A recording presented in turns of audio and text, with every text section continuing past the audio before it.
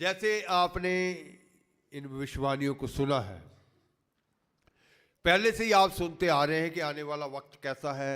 आने वाले वक्त में केवल वही आगे निकलेंगे जो खुदा की इच्छा के बीच में होंगे।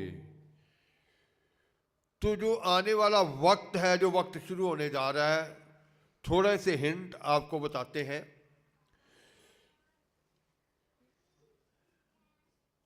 5 नवंबर 2023 को भविष्यवाणी हुई, फिर 11 फरवरी 2024 को भी आज फिर हुई कि बहुत सारे खुदा की इच्छा को जो जान जाते हैं, लेकिन फिर भी वो संसार के बरकतों के पीछे भागते हैं और संसार के बरकतों को अपने जीवन में लेते हैं, खुदा की इच्छा को त्याग देते हैं।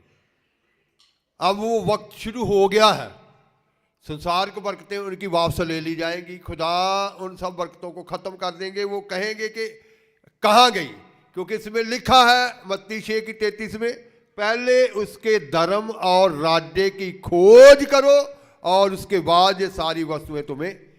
उन्होंने वो रास्ता छोड़ दिया और दुनिया की वस्तुओं के पीछे चल। उन लोगों की बात कर रहे हैं जो खुदा की इच्छा को छोड़ गए। तो अब उनकी दुनियावी बरकतें जो हैं वो ख़त्म कर दी जाएंगी, ख़त्म हो जाएंगी। वो ढूंढेंगे कि कहाँ गई। हम असल को छोड़कर जिन बातों के पीछे भागे थे वो हमारे हाथ से निकल गई। 19 फरवरी 2023 को भविष्यवाणी हुई थी कि जो खादम सच नहीं बताते, जब वो वक्त आ जाएगा कि कलीसियाएं सच को जान जाएंगी, वो कलीसियाएं ही उन खादमों के विरोध में हो जाएंगी। बहुत सारे सेवक उस वक्त मारे जाएंगे। वो लोग ही उनको मार देंगे कि इन्होंने हमें गुमराह किया, धोखे में रखा, कि पूरा सच बताया नहीं।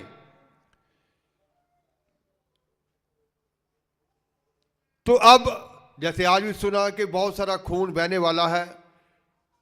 प्रेरितों के काम में आप पढ़ते हैं कि वो सब एक जगह इकट्ठे हो गए, खाना पीना इकट्ठा, सब कुछ इकट्ठा, कि वो माहौल उस समय का जो कैसा बन चुका था। तो अब वो समय आ रहा है कि फिर से, लेकिन उन लोगों को बचाना है आपने, आपकी दुआओं ने, कि जो अपनी अपनी मर्जी के रास्ते के ऊपर चल रहे हैं, कि वो नाश ना हो, बल्कि उस दुख में ना जाए, बल्कि वो निकल सके, वो समझ सके।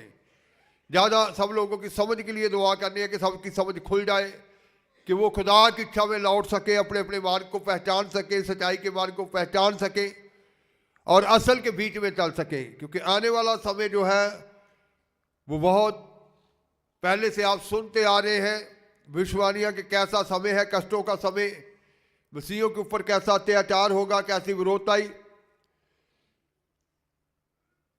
सरकारें भी उनकी मदद नहीं कर सकेंगी। इंसान किसी के ऊपर भरोसा रख के वो सुरक्षित नहीं रह सकते।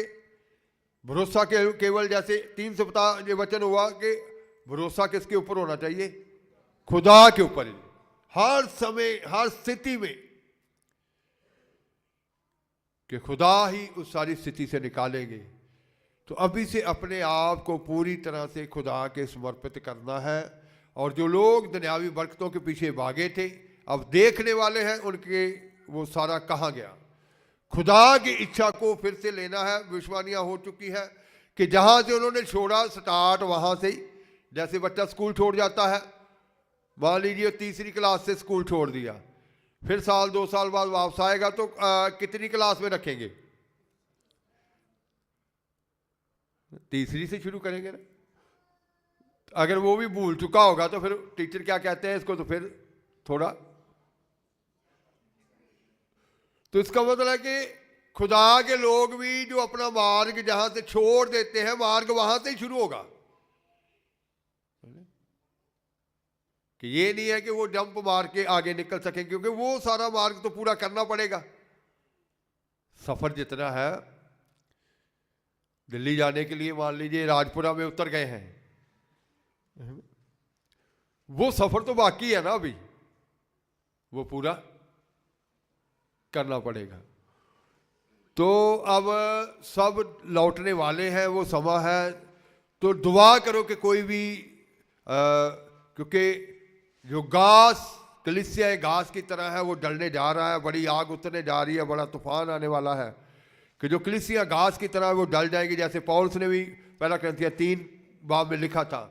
तो लक्कड़, घास, पो, जो कलीसियाएँ ऐसी उसारी के बीच में चलती रही है, संसार बातों के पीछे, संसार को बरकतों के पीछे, वो सब जल जाएगी, लेकिन जो खुदा के वचन के ऊपर थी वो ही आगे निकलेंगे। तो आज वचन को अपने अंदर लेना है, वचन को अपने अंदर स्थान देना है, वचन को अपने हृदयों में देखना है। वचन को जब आप पढ़ेंगे ये सब कुछ आपको दिखाएगा कि कैसे। तो अब वक्त है जागने का, जगाने का और निकल आने का।